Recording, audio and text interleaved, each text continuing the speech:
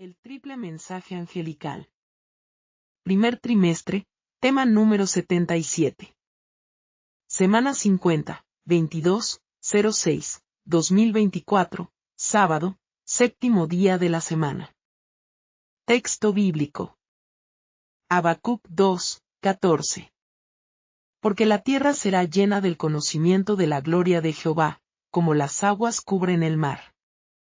Ellen Goldwhite. Manuscritos 14.1103. El mensaje del tercer ángel aumenta en importancia a medida que nos acercamos al fin de la historia de esta tierra. El Señor nos ha dado un mensaje para el tiempo en que vivimos. Este mensaje ha de ser pronunciado con claridad y nitidez. Proclamar este mensaje exige todos los talentos y capacidades que Dios nos ha dado. El mensaje del tercer ángel aumenta en importancia a medida que nos acercamos al final de la historia de esta tierra. Desde el comienzo de la proclamación del mensaje del primer ángel, muchos creyentes han dormido en Jesús. Fieles abanderados se han despojado de sus armaduras. Pero la obra avanza. Nuevos obreros son traídos mientras los que han caído son puestos a descansar hasta la venida del Señor. Dios me ha presentado los peligros que amenazan a los que han recibido la sagrada tarea de proclamar el mensaje del tercer ángel. Deben recordar que este mensaje es de suma importancia para el mundo entero. Deben escudriñar las Escrituras con diligencia, para aprender a protegerse contra el misterio de iniquidad, que desempeña un papel tan importante en las escenas finales de la historia de esta tierra. Habrá más y más desfiles externos por parte de los poderes mundanos. Bajo diferentes símbolos, Dios presentó a Juan el carácter perverso y la influencia seductora de aquellos que se han distinguido por la persecución de su pueblo. El capítulo 18 del Apocalipsis habla de la mística Babilonia, caída de su alto estado para convertirse en una potencia perseguidora. Los que guardan los mandamientos de Dios y tienen la fe de Jesús son objeto de la ira de este poder. Juan escribe, Apocalipsis 18:1-8. Este terrible cuadro, dibujado por Juan para mostrar cuán completamente los poderes de la tierra se entregarán al mal, debe mostrar a los que han recibido la verdad cuán peligroso es vincularse con sociedades secretas o unirse de cualquier manera con los que no guardan los mandamientos de Dios. Apocalipsis 13:11-13, citado.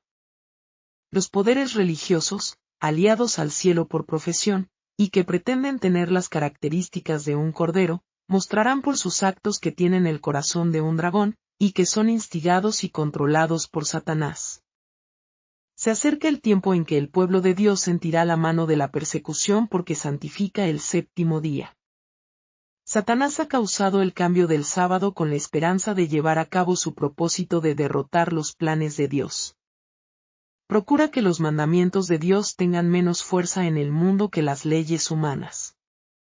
El hombre de pecado, que pensó cambiar los tiempos y las leyes, y que siempre ha oprimido al pueblo de Dios, hará que se dicten leyes que impongan la observancia del primer día de la semana. Pero el pueblo de Dios debe permanecer firme por él.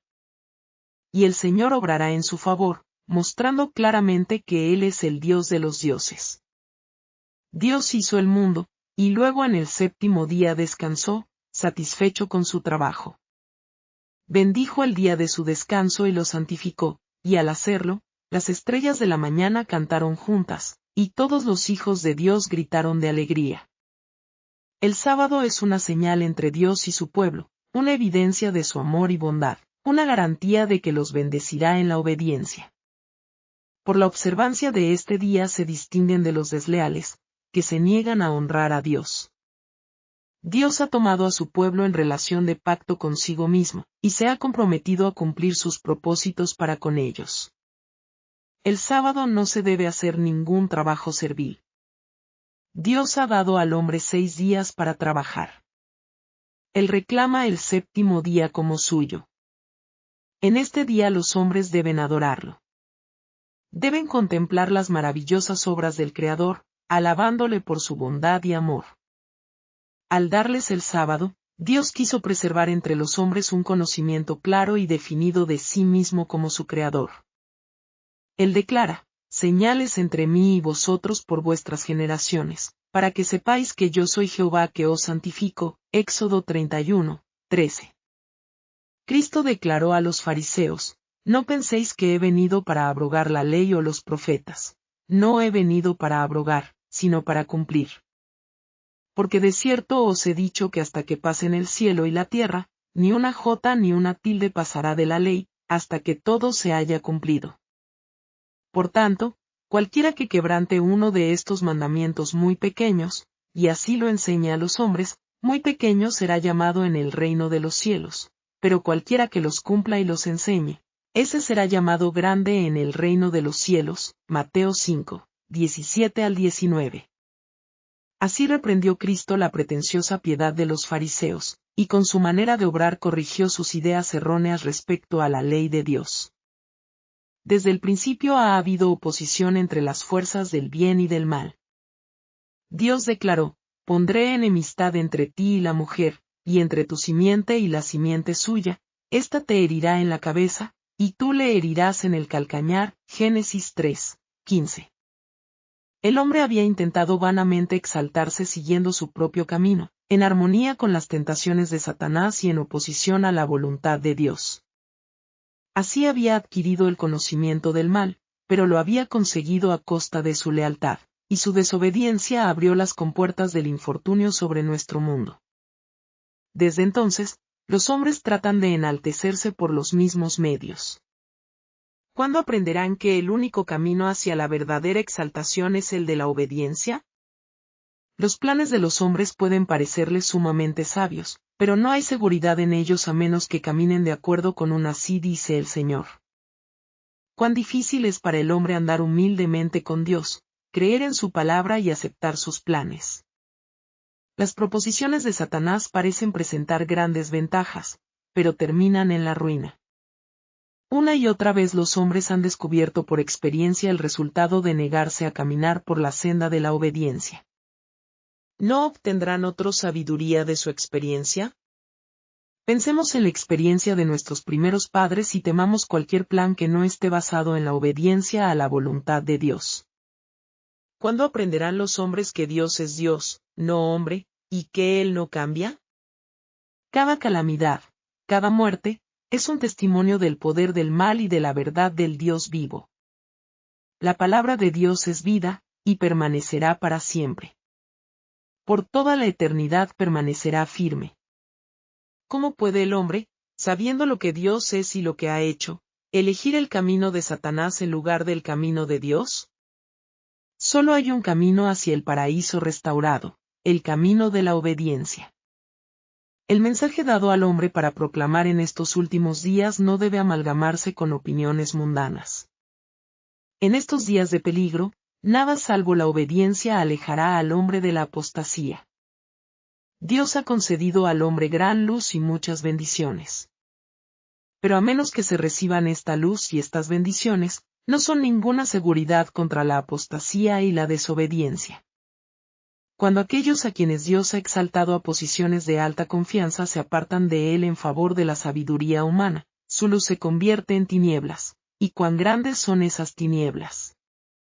Las capacidades que se les han confiado son una trampa para ellos. Se convierten en una ofensa para Dios. No puede haber burla de Dios sin el resultado seguro. Siempre ha habido, y hasta que el conflicto termine siempre habrá, un alejamiento de Dios. Los pecados están estrechamente relacionados. Un acto de desobediencia, a menos que uno se arrepienta, conduce a otro. El que se justifica en el pecado es conducido paso a paso en el engaño, hasta que al fin peca impunemente. A menudo los que profesan seguir a Cristo se encuentran con el corazón endurecido y los ojos cegados, porque no obedecen a la verdad. Motivos y propósitos egoístas se apoderan de la mente. En su confianza en sí mismos suponen que su camino es el camino de la sabiduría. No tienen la particularidad de seguir el camino que Dios ha trazado. Declaran que las circunstancias alteran los casos, y cuando Satanás los tienta a seguir principios mundanos, ceden, y, haciendo senderos torcidos para sus pies, extravían a otros. Los inexpertos siguen donde ellos van, suponiendo que el juicio de cristianos tan experimentados debe ser sabio. Los que ocupan puestos de responsabilidad y siguen su propio camino son responsables de los errores de los que se extravían con su ejemplo. ¿No he de juzgar por estas cosas? Pregunta Dios. Es un alejamiento de los caminos del Señor lo que trae perversidad que no será humillada ni corregida. Muchos, cuando son reprendidos por su mal proceder, endurecen sus corazones y continúan siguiendo principios erróneos. Aferrándose a su propia sabiduría como algo precioso, siguen locamente su propio camino. Esta es la razón por la que el Espíritu Santo no se manifiesta con mayor poder en nuestras iglesias. Si los que han sido corregidos por el Espíritu de Dios se humillaran ante el Señor y se reformaran de buena gana, Cristo les concedería ricos dones, respondiendo a sus oraciones contritas y ayudándoles a comprenderse a sí mismos. Hay quienes piensan que pueden mejorar el plan que Dios ha hecho, que pueden marcarse un camino mejor que el que Él les ha marcado.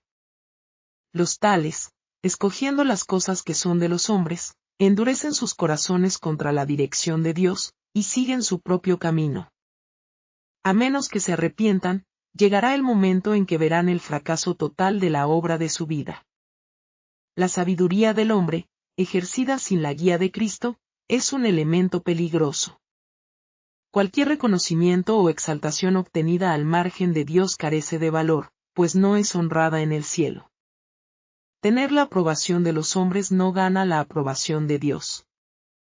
Aquellos que quieran ser reconocidos por Dios en el día del juicio deben escuchar sus consejos y regirse por su voluntad. Solo así podrán recibir las ricas bendiciones que los capacitarán para recibir su encomio. Deben aferrarse a la verdad hasta el fin, rehusando ser arrastrados de su lealtad por proyectos ambiciosos.